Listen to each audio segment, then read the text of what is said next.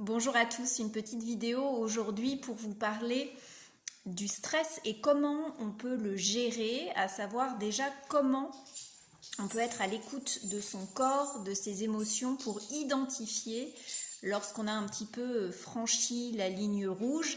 Alors il y a plusieurs indicateurs qui peuvent vous alerter, à savoir des troubles du sommeil qui vont commencer à s'installer, une agitation, des insomnies, voilà, des ruminations qui se mettent en place. Également la manière dont vous allez vous alimenter, est-ce que vous mangez moins ou plus est-ce que vous avez tendance à vous jeter davantage sur des produits gras et sucrés?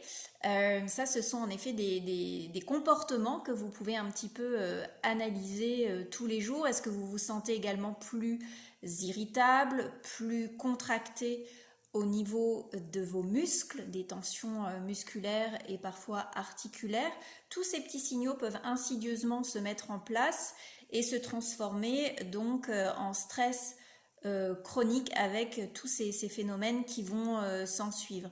Vous pouvez également manquer d'activité physique. La première chose que vous pouvez mettre en place quand vous sentez que vous avez un niveau de stress assez élevé, c'est de bouger, donner du mouvement à votre corps, que ce soit du yoga, de la course à pied, d'aller nager. C'est vraiment un très bon réflexe à acquérir, 10 ou 15 minutes également le matin.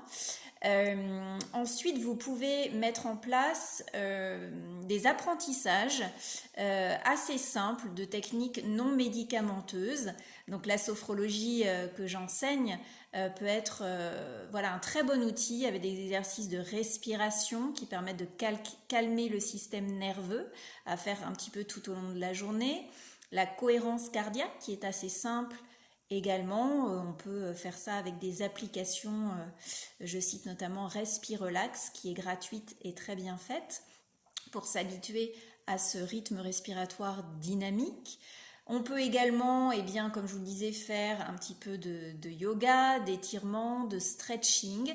Et tout ça déjà vont être des ressources qui vont vous servir tous les jours. Donc avant d'avoir recours systématiquement aux anxiolytiques qui sont très consommés en France. Généralement, c'est 3 mois maximum puisque ça n'a pas à viser de long terme. Ça devient toxique pour le cerveau de consommer des anxiolytiques sur une période trop longue. Donc vous pouvez également voir tout cela avec votre médecin généraliste si vous avez besoin d'un peu de support, c'est intéressant, mais ce n'est pas une fin en soi. Et je vous invite vraiment à venir me voir si vous voulez au cabinet à Paris ou au Havre pour qu'on voit un petit peu ensemble ce qui pourrait trouver une résonance. Chacun voilà, va trouver des techniques qui correspondent mieux. Donc écoutez, n'hésitez pas. Je vous conseille également mon dernier livre, Quand ralentir devient vital, qui propose justement des programmes corps-esprit pour vous aider en fonction de votre tempérament. Je mettrai le lien du livre juste sous cette vidéo. Voilà, si vous vous sentez concerné, ne vous inquiétez pas, il existe des solutions que vous pouvez simplement mettre en place au quotidien. À bientôt, bonne journée.